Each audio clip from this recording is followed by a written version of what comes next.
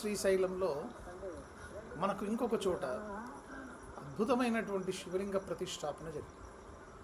ఈ శివలింగ ప్రతిష్టాపన ఒకటి పంచముఖ లింగం. పంచముఖ లింగం అంటే మనకు శివుడి యొక్క పంచముఖాలతో సద్యోజాతం, తర్వాత దక్షిణముఖం, ఇవన్నీ కూడా ఏవైతే మనకి ముఖాలు ఉన్నాయో పంచముఖాలు, అక్కడ రావణాసురుడు స్వయంగా ప్రతిష్ఠించినటువంటి శివలింగం.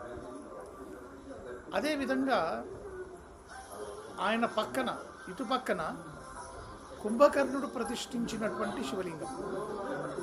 ఇవి కూడా చాలామందికి తెలియదు, కానీ అక్కడ పూజ చేసుకునే వాళ్ళు, అక్కడ రోజు వెళ్తుండే వాళ్ళు, అక్కడ ఆ ప్రాంతంలో ఉన్నటువంటి వాళ్ళు చెప్పారు. ఇది ఇప్పుడు మీరు చూస్తున్నది విభీషణుడు ప్రతిష్ఠించినటువంటి లింగం, శివలింగము. అదేవిధంగా శివభక్తులు, శివరక్షకులు, శివగణాలు అటు ఇటు చూస్తున్నారు మీరు. లోపల పూజ జరుగుతున్నది, అది పంచముఖ శివలింగానికి. ఇది కూడా మేము వెళ్ళడం జరిగింది. చాలా అద్భుతమైనటువంటి ప్రదేశము.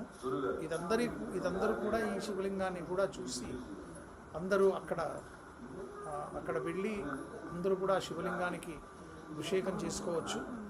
చక్కగా అభిషేకం అంతా కూడా. ఇదేమో కుంభకర్ణ లింగం. ఇది కుంభకర్ణుడు స్వయంగా ప్రతిష్ఠించినటువంటి లింగము. కుంభము అంటే ఒక కుంభం, ఇట్లా అన్నం కుంభం ఎట్లా అయితే బోర్లించి పెడతామో ఆ విధంగా ఉంటుంది. ఇది అద్భుతమైనటువంటి శివలింగము.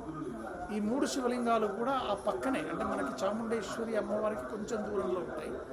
ఇక్కడ అయ్యవారు కొంచెం హైట్లో ఉంటారు, అక్కడ అమ్మవారు కొంచెం కిందకు ఉన్నట్టుగా అనిపిస్తుంది మనకు. అందుకని ఇది మహాక్షేత్రం కాకుండా అక్కడ అమ్మవారు మనకు భ్రమరాంబిక అమ్మవారు ఎట్లయితే పైనకుండి స్వామివారి కిందకుంటారో అది మహాక్షేత్రంగా మనకి తెలియబడుతుంది.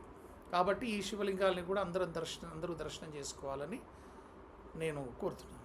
జయ గురుదేవ్.